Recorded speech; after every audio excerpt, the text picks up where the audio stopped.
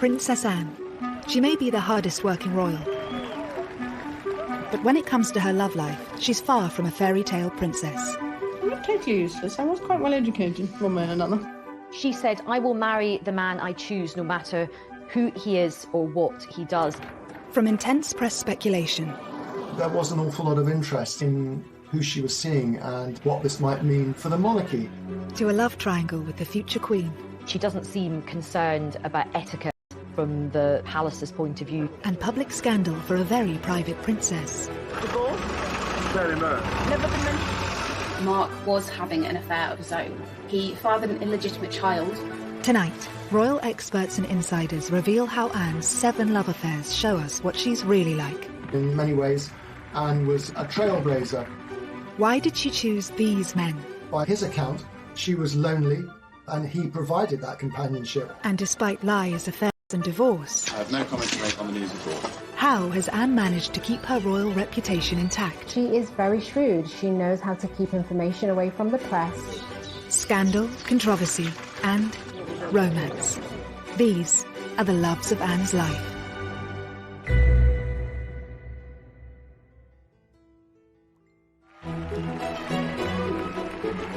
Sir Timothy Lawrence is the man we're used to seeing by Princess Anne's side. Out of all the royals, Princess Anne does seem probably one of the happiest, happily married, very settled, no drama, no impropriety. The marriage spans 28 years, and as this recently revealed cosy, candid photo shows, they're clearly still very happy together. I think a lot of people think that she's always been married to the same person. Anne may be in a stable relationship now, but it's been a long journey to get there. She had a rumoured 7 relationships, each different from the last. Princess Anne's past is, to say the least, colourful. I mean, we know that she had 7 boyfriends. She was the first royal child to divorce. She married a commoner. She just was rebellious. Some of the boyfriends were considered incredibly unsuitable. This story begins whilst she was still in her youth, and perhaps the world's most eligible princess. And when the press reported Anne's very first boyfriend, it seemed like a perfect royal match. Gerald Ward was a friend of the royal family, a great friend of Prince Charles. He was regarded as suitable, if you like, by the palace. Educated at Eton. Family had land in Wiltshire. But at 12 years older than 18-year-old Anne, what was it about Gerald that really attracted her to him? He was drawn to a good rider, a good horseman. Her love for horses was almost all-consuming when she was young. Her father said once, if it doesn't fart and eat hay, she's not interested. They were spotted together shortly after Princess Anne finished her A-levels at boarding school. So this really puts her at, the age of 18, really quite young, feeling out these new relationships and kind of figuring out who she was. It's no surprise that her romance with Gerald fizzled out quickly. I think Anne felt she was being sort of pushed, slightly nudged towards this eminently suitable character. And I think she was very young. He was a good bit older. He was too tweedy. It was clear from early on that the young, strong-minded princess wasn't willing to let social expectations dictate her romantic life. Anne was always clear. She said, "I will marry the man I choose, no matter who he is or what he does." If you had not met a man whom you wanted to marry, do you think you would have married out of a sense of duty? No way. She'd led quite a sheltered life, and she needed to explore. She wanted to enjoy life. The romance was over quickly, but their connection didn't end there. Gerald marked the start of an unusual pattern Anne had with most of her ex-partners. Although their relationship did not last, she remained on very good terms with him, as did the rest of the family. Gerald actually ended up being one of Prince Harry's godparents. The fallout from Gerald showed Anne just how desperate the press were for stories about her love life. She was forced to come up with ways to keep her private life private. She resented the fact that the press would be interested in finding out who her boyfriends were. It also led to this sort of rather difficult relationship that she's had with the media over the years. She often came across as rather prickly, short-tempered. Anne noted this struggle in a Parkinson interview, in typical comedic fashion. Do you ever regret what you say to them? I mean, the report that went around the world was you told one photographer to naff off, I think it was. Do you wish to retract your choice of words, or...? No. Well, there was several of them, actually. Telling the press to leave her alone didn't always work. They soon got wind of another love affair. As quickly as Anne had shrugged off Gerald Ward, she picked up boyfriend number 2, who, unlike Gerald, was certainly not a conventional royal escort.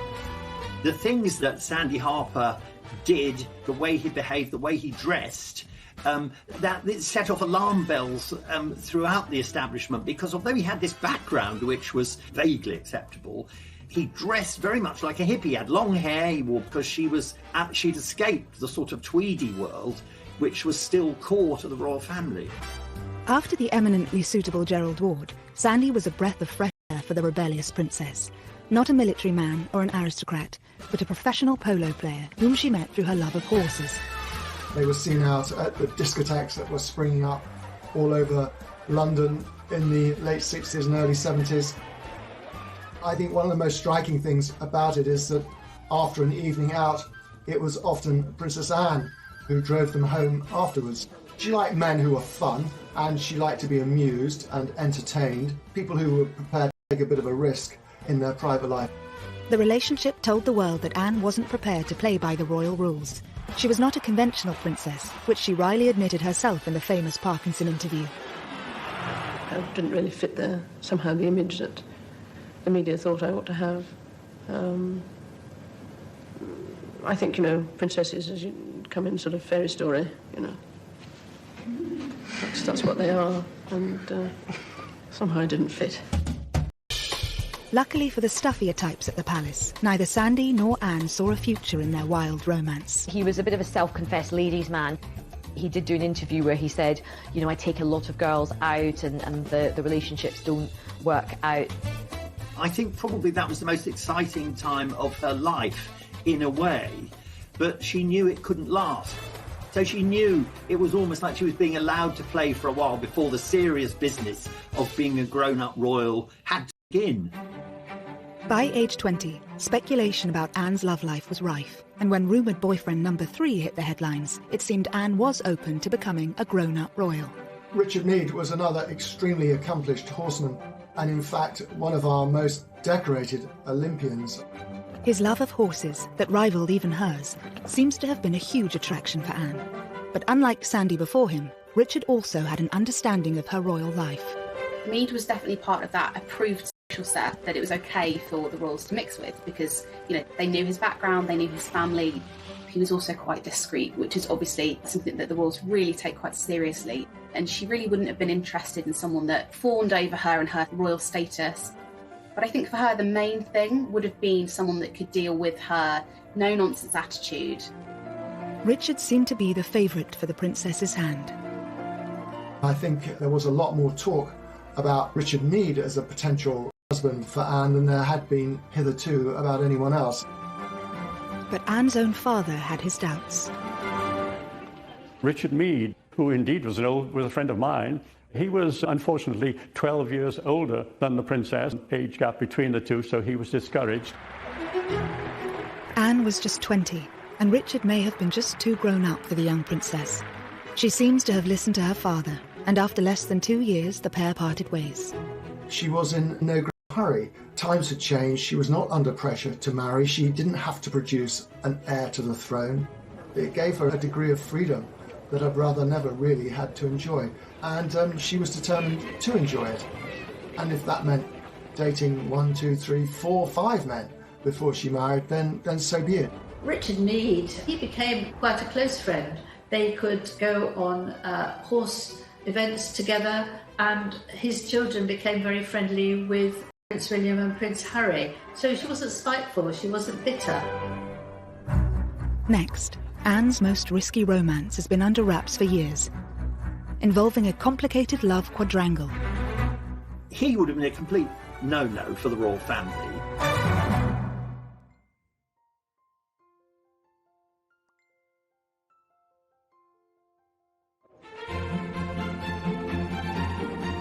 The story of Anne's most controversial relationship that sent shockwaves through the royal circle remains largely untold.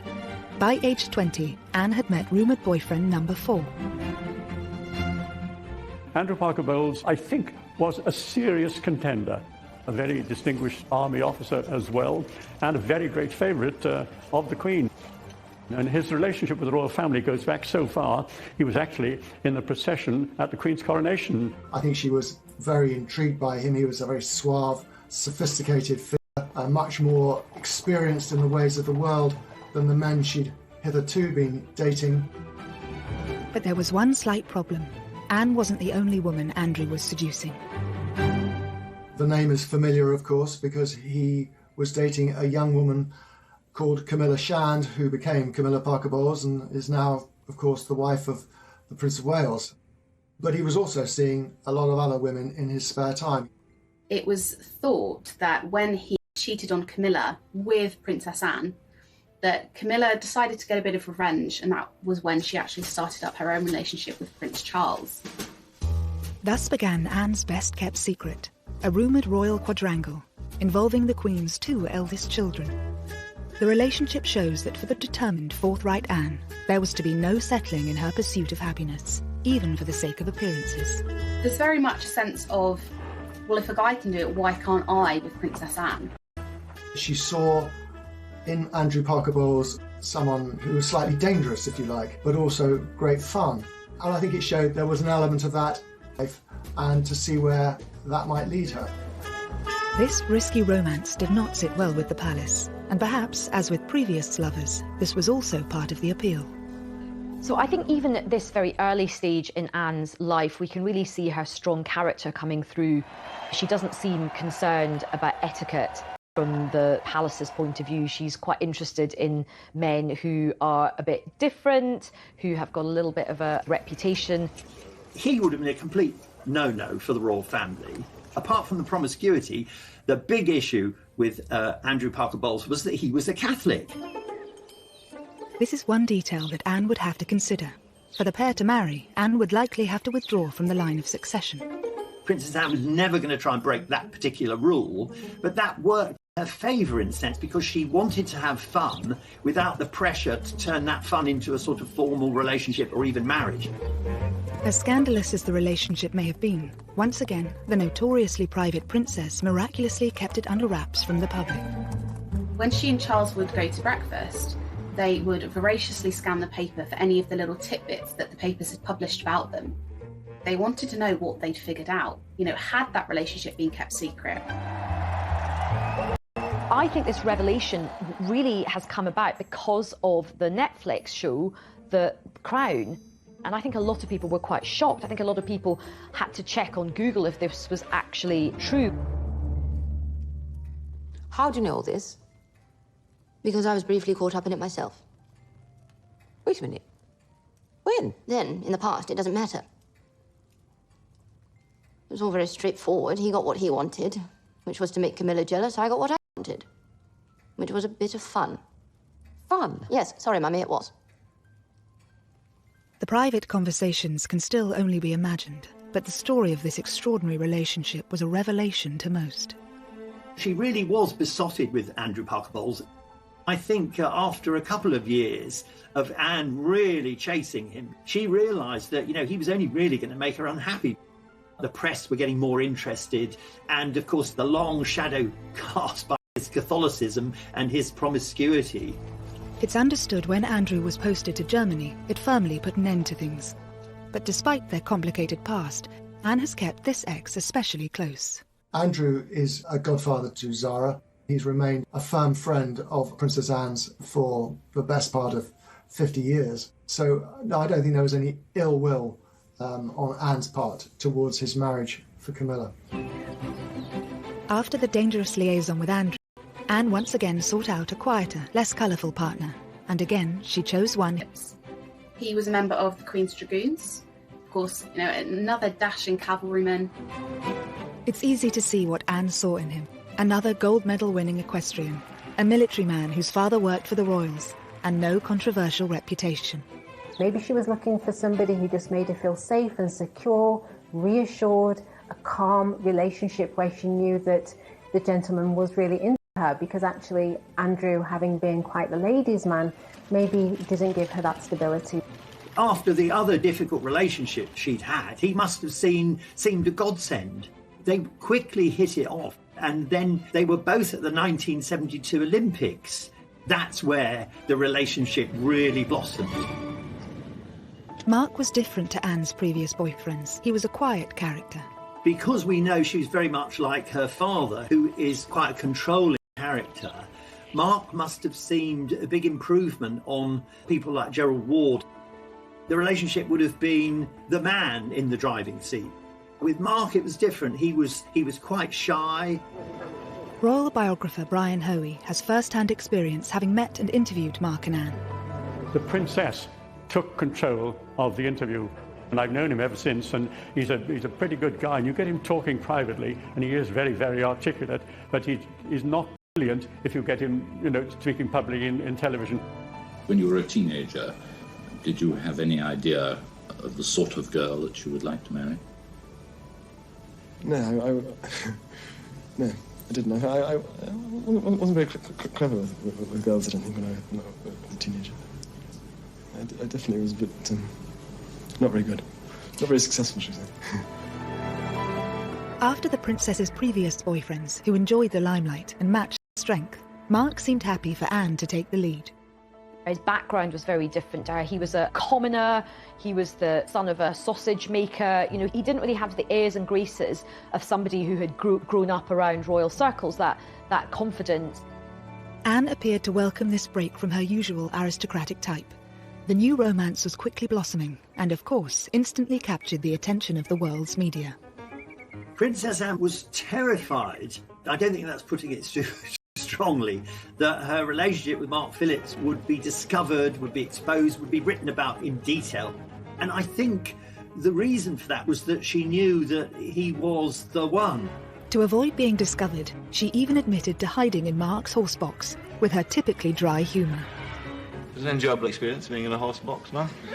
Well, I've been a much better driver of horses than ever since. You have? You had some consideration. She was always quite happy to lie. Restrain keeping it secret and indeed keeping it away from people like ourselves. I think it has, yes, it became rather restrained in the end. But the press finally got their story. The long months of rumour, speculation and denial were over. The Easter engagement was now public knowledge. Mark Phillips was the man who had finally tied down the Queen's only daughter. The royal family were thrilled at the engagement, so much so that the Queen Mother said that they were the perfect couple. 6 months later, on the 14th of November 1973, Anne became the first of Queen Elizabeth's 4 children to wed. The moment we've all been waiting for, and how lovely she looks. It was a spectacular at Westminster Abbey. These pre-internet days, still something like 500 million people plus watched the wedding. So inevitably it started off with enormous enthusiasm. They faced this great aisle in the congregation. All eyes were upon this couple. Both Anne and Mark were hugely private, but they instantly became one of the world's most famous couples.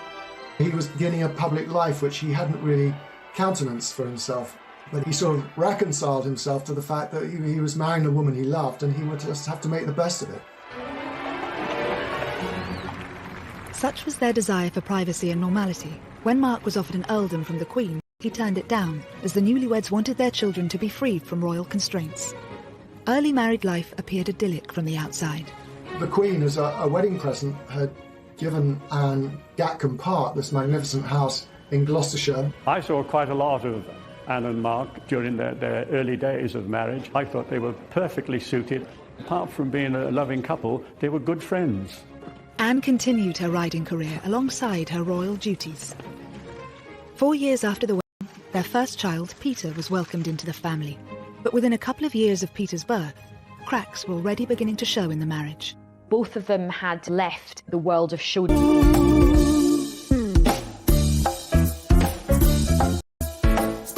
and competing, and he was becoming a farmer and she wanted to devote herself to royal duties. I think they were very much in love, but he was in love with Anne, who was a horsewoman who shared his passion for riding. I don't really think he gave much thought to the other side of Princess Anne, someone who had a full public life as a royal princess, and where that meant he was going to fit in.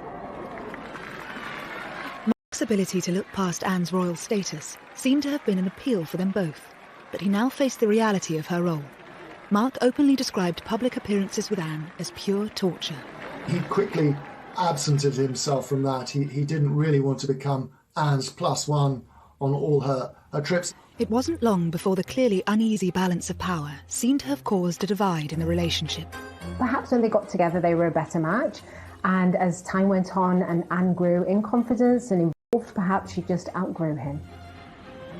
I think after time, Mark wasn't really accepted by the rest of the family. They thought he was rather dull and he could only talk about horses. Rather cruelly, it's said that Prince Charles used to call him foggy, in the sense that he was a bit wet and a bit thick.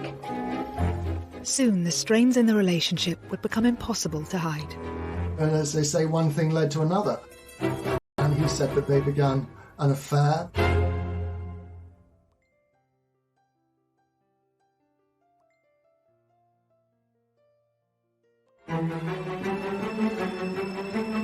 If the first few years of Princess Anne and Mark Philip's marriage had shown cracks, 6 years in, a chasm was appearing. As Mark diverged from his main equestrian career into creating his own business, making horses and jumps, and Anne, of course, was committed to her royal schedule and diary, it seemed very much that they spent a lot of time apart. It was also beginning to be noted that Anne seemed to have grown very close to one of her bodyguards. 32-year-old Royal Protection Officer Peter Cross was a married father of 2 from Sheffield. His background, plain, northern, brought up in South Yorkshire, completely different from that of the princess, but I don't think that mattered that much. A strong action man, Cross was very unlike Mark Phillips, with whom Anne appeared to be growing tired. He was amenable, he wasn't a dominating kind of character. And what she was really looking for, she found in Peter Cross, who would have seemed exotic to her with his background. By his account, she was lonely. Phillips was, they say, one thing led to another. And he said that they began an affair. They would chat a lot on the back stairs of Dackham House. And Mr. Cross explains it, that they were sitting there one day chatting, and he looked into her eyes and she looked into his eyes, and they clasped hands and they kissed. Photographs of Peter Cross and Anne from his time as her protection officer hint at their close relationship. Cross and Princess Anne do seem incredibly comfortable in each other's company, overly familiar for the role they were in. You do get the impression that Anne was enjoying that attention, but also Cross was really quite distracted. He doesn't look like somebody who's there to protect her from a potential threat. He looks lost in the moment. He began to dress rather like the sort of tweedy, horsey people that Anne surrounded herself with. He wore tweed caps, moleskin trousers. He began to look the part, and so the rumour mill began to work. When it was suspected that they were having an affair, Peter Cross got removed from his position and sent away. And there's an interesting scene in The Crown where Anne and her mother have a conversation about it. You can't. Here's the one thing that makes me happy. You have so much to make you happy. Then how come none of it does? Of course, this drama surrounding the romance is imagined, but experts think it still had a big effect on Anne. He was obviously quite important to her at a time when her emotions were quite high. But allegedly, Anne wasn't about to give up on Cross that easily. Summoning him to Gatcombe Park after his dismissal, a day in the country became code for them meeting up.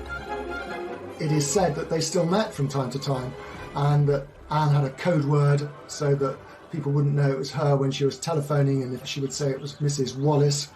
Was this, we all wondered, a reference to Wallace Simpson, another rather notorious figure linked to past royal misbehaviour? What's quite interesting is that she's quite defiant about this relationship as well. She is a rebel, she isn't going to play by the rules, and even though he's been sent away, she still wants to see him, and she does. Peter Cross maintains he stayed in touch with Anne for several years, and whilst Anne chose not to comment on these allegations publicly, she and Mark were forced to address questions about the state of their marriage during that revealing interview with Michael Parkinson for Network 10 in 1983. When Parkinson asks about the rumours, you see Princess Anne flinch ever so slightly. That suggests that she was afraid of what's coming. She also instantly averts her gaze, looks downwards, and you do see her eyes in this moment. There have been rumours recently about divorce and happiness. Are they true or untrue? Ill-informed gossip has been going on for years. One thought or another. You can really feel how awkward that was. But how do you react when you read these stories? I mean, what is your feeling? There was much of a pause before either she or Mark gave comment in response to that question. It's a difficult question to answer, and that it depends. There's a moment where he starts speaking, you can sort of see her swallowing and just looking visibly uncomfortable. I think to a large extent you ignore them, I think, but then if they start to persist and go on and on and on, then it starts to become a bit trying, and you eventually feel that... He really didn't need to say anything. She'd left it in a good place, but then he comes in, he responds with that nervousness, and in explaining himself actually just makes them look guilty of hiding something, and essentially kind of undoes what she says. The body language between them was absolutely terrible. They did not look like they even liked each other, let alone happily married together. After keeping quiet about the alleged affair at the time, in 1985, Peter Cross sold his story to the News of the World. He blurted out all the details of their intimacy and their closeness, and the fact that she had taken a real shine to him. I interviewed Mark Phillips, and this was shortly after the scandal. He said, "Policeman, don't talk to me about bloody policemen." She didn't like the idea that this relationship between his wife and a lowly policeman had been splashed all over the newspapers. Anne would have been mortified to have heard these stories shared about herself, whether they were true or not. You know, we only have Peter Cross's word for all of this. Anne has never uttered a scintilla of comment about it or not. Anne's ability to remain tight-lipped about her private life may be one of the reasons why she escaped this scandal pretty much unscathed. I think Anne didn't get a huge negative response from the public was because she didn't say anything. She didn't confirm it. She didn't deny it. She just got on with her daily life. She just didn't feel the need to actually address it because it was her private life that the public were not entitled to know about. I think the public's view was that this is just scandalous muckraking, and they were prepared to give the benefit of the doubt. Another reason Anne's reputation remained largely intact following these revelations dealt with Lady Diana. Once Diana arrived, Princess Anne was out of the picture. Here is this young, glamorous, shy, extraordinary young woman who we imagine was going to marry the heir to the throne after a very long time. It probably quite suited Anne in many ways that there was somebody to sort of deflect attention away from her.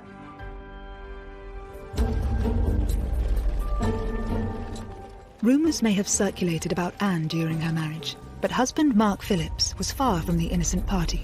Mark was linked to a number of women throughout the course of his marriage. All of these affairs were denied, but nonetheless he was followed round by these rumours for a large part of his marriage. Mark Phillips was leading a fairly, how should I put it, rackety life. He was going off around the world. He had all sorts of opportunities to misbehave. But one liaison which took place in New Zealand in 1984 was to become especially significant. Mark Phillips had an affair with an art teacher called Heather Tonkin in Auckland, and he met her at a riding clinic and took a shine to her, and they had a one-night stand. It is said that Mark Phillips left his boots outside his door to signal to Heather Tonkin which room he was staying in. This fling had serious consequences. Heather had fallen pregnant with Mark Phillips' secret love child. He tried to persuade her to have an abortion, which she wouldn't have. And then he denied that he was the daughter's father. It really was a huge potential scandal that the princess's husband had got this child on the other side of the world. But it would be another 7 years before this news broke. The Daily Express revealed home footage of Heather with their daughter appearing a world away from her royal relatives. First, a 1989 theft exposing another secret would push the marriage even closer to breaking point. Anne was having an affair while still married. He had echoes of the sort of practical action man that she'd found in Peter Cross, and I think that was very appealing.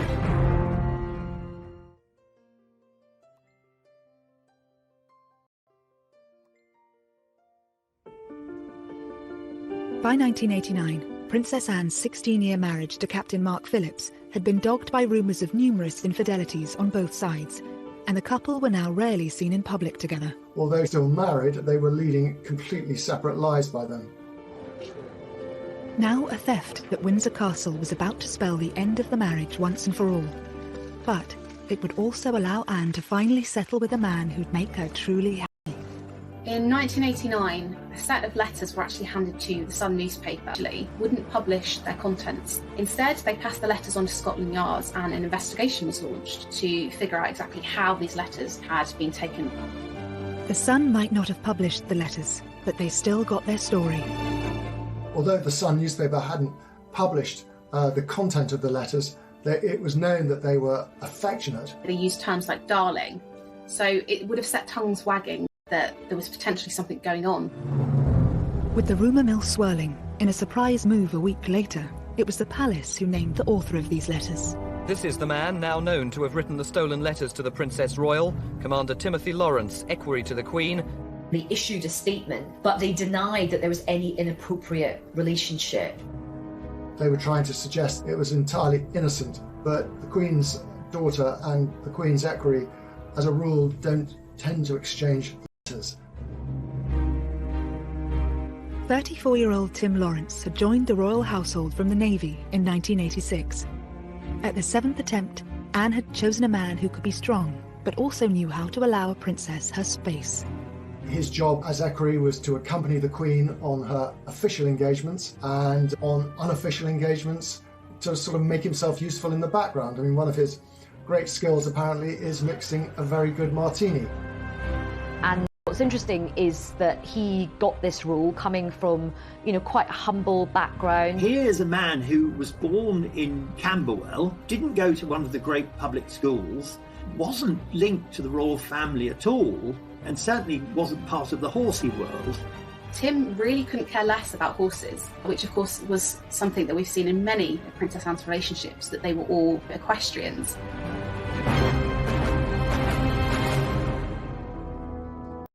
During his time as equerry, Bachelor Tim had become a great favourite of the Queen and Prince Philip. And obviously, though no one knew it, the Princess Royal herself. But why had Anne fallen for a royal attendant 5 years her junior? Equerries are chosen as much for their charm and their ability to get on with the royals as they are for any other military disciplines they might have. So in many ways, it kind of came as no surprise that Anne should be attracted to a man like Tim Lawrence. He had echoes of the sort of practical action man that she'd found in Peter Cross, and I think that was very appealing. Whilst the palace tried to insist Anne and Tim were nothing more than friends, when news of the letters broke, Tim Lawrence's neighbours gave a different story. They could see her come and they could see her go, but they never told the press about it. They just accepted it. And when the press discovered and rushed down there to talk to it, it's been going on for a long time. She's here nearly every weekend. Anne was having an affair whilst not willing to let life pass her by without the support of a loving partner or the joy that comes with having a relationship. She doesn't let societal norms or even royal protocol hold her back. And she's quite modern from that point of view. She's quite sort of forward. The couple's secret was out, and while the Queen apparently gave Tim her full support, Philip was rumoured to be less than happy about his employee's betrayal. And he wasn't the only one. Anne was still married to Captain Mark Phillips, Not one to miss a story, reporters dashed up to Mark and asked him about these letters and what he thought. He found it very embarrassing for him and possibly even humiliating because he wasn't aware of what was going on. While the letter thief was never caught, this revelation sealed the fate of Anne and Mark's marriage, and just months later, in August 1989, they separated. But once again, Anne's reputation emerged intact. It was by then no secret that her marriage to Mark Phillips was not happy, that they were largely staying together for the sake of Peter and Zara. And so I think the public kind of saw this when all these details came out and thought, you know what? We can't blame her for wanting to have a bit of happiness. Tim Lawrence wasn't married to someone else. He didn't have a past. He was such a solid character that it didn't have all the elements of scandal that the papers need. And so I think Anne got away with it. At the time, Anne was adamant there would be no divorce. Divorce? Very much. Never been mentioned by anybody. But this all changed in 1991, when news of Mark Phillips' love child finally emerged in the Daily Express, accompanied by intimate home footage of Heather and their daughter Felicity, revealing their modest lifestyle. While Mark still denied he was the child's father, a paternity test proved otherwise. It gave Anne a legitimate excuse to get out of the marriage. For that to be splashed across the papers, I think she knew that the public would be on her side, and although divorce was still a bit of a scandal, they very much would have understood that decision. It must have solved a problem that had perhaps been worrying her for quite some time. She may have been the first of the Queen's children to divorce, but the news was overtaken by other much more traumatic events. 1992 is not a year on which I shall look back with undiluted pleasure. Their unhappiness was evident from the moment they arrived. The Waleses, now dubbed the Glums by the tabloid press. The Andrew Morton book on Princess Diana came out, which was absolutely huge.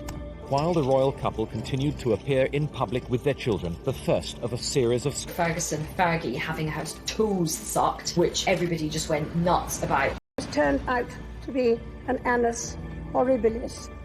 Anne got slightly lost in all of that, and for which I'm sure she'd be very, very pleased.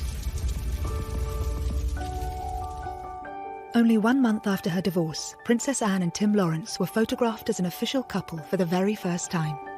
That was her own way of controlling the news and revealing to the world through these photographs that she and Tim Lawrence were now an item. It was an exuberant Anne who was photographed dancing Highland flings at a Caledonian ball in central London. Whilst Mark Phillips had been accused of lacking a backbone and Andrew Parker Bowles too wild, Princess Anne had finally found her Mr. Right in Tim Lawrence, the perfect combination to suit her needs. I think he's the sort of man that Princess Anne was looking for, actually. You know, stable, thorough, reliable, honourable, who would let her take the royal position. And he was there, but he didn't seem to be somebody who would be walking way behind, uninvolved and feeling neglected. Tim and Anne were married by the end of the year, and this intimate footage of their wedding, captured by a small film crew, reveals the day was a basic affair, in stark contrast to the pomp and ceremony of her grand nuptials 19 years earlier. It was, on the Princess Royal's insistence, a private family occasion at Cratty Church today, a church just outside Balmoral Castle, and one she's been going to since she was a small child. The Princess and Tim went to Scotland to get married because at that time the Church of England refused to marry divorcees again in church, and she wanted to get married in church. She would have preferred it, of course, if there hadn't been a single photographer there. I was up there for it. I mean, at the times, it was characterised as being rather joyless. I think that was largely because of the time of year, the weather, and the number of guests, in contrast to her grand wedding at Westminster Abbey all those years earlier. But I think that's very unfair. It was the wedding that the two of them wanted. I do think Princess Anne has found her true love. She looked genuinely happy. Some people said they hadn't seen her look as happy for years and years. At 28 years and counting, Anne now has the second longest running marriage in the royal family. Although her love life has courted controversy at times, she can also boast an unblemished public image. Anne has been shaped by each and every one of her 7 relationships, all of them influencing the Princess Royal we know today. I think they show us, in a sense, Anne's journey from this innocent, willful, slightly rebellious girl to the very solid, dutiful woman we have now. Because they were, in a sense, mistakes from which she learned. She's come to quite a strong conclusion about what works for her. She did seek out the sort of love that she wanted, despite many of the constraints that were on her from a young age. I think she's a bit of a beacon for modernity and modern marriages and modern relationships today.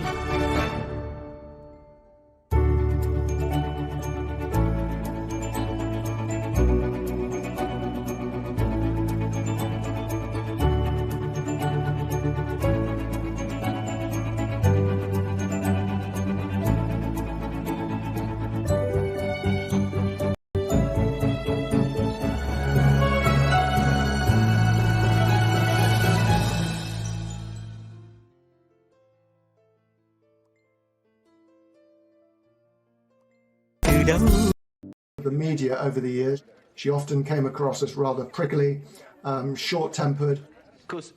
Anne noted this struggle in a Parkinson interview, in typical comedic fashion. Do you ever regret what you say to them? I mean, the report that went around the world was you told one photographer to naff off, I think it was. Do you wish to retract your choice of words, or? No. Well, there was several of them, actually. Telling the press to leave her alone didn't always work. They soon got wind of another love affair. As quickly as Anne had shrugged off Gerald Ward, she picked up boyfriend number 2, who, unlike Gerald, was certainly not a conventional royal escort. The things that Sandy Harper did, the way he behaved, the way he dressed, that it set off alarm bells throughout the establishment, because although he had this background which was vaguely acceptable, he dressed very much like a hippie. He had long hair, he wore, because she'd escaped the sort of tweedy world,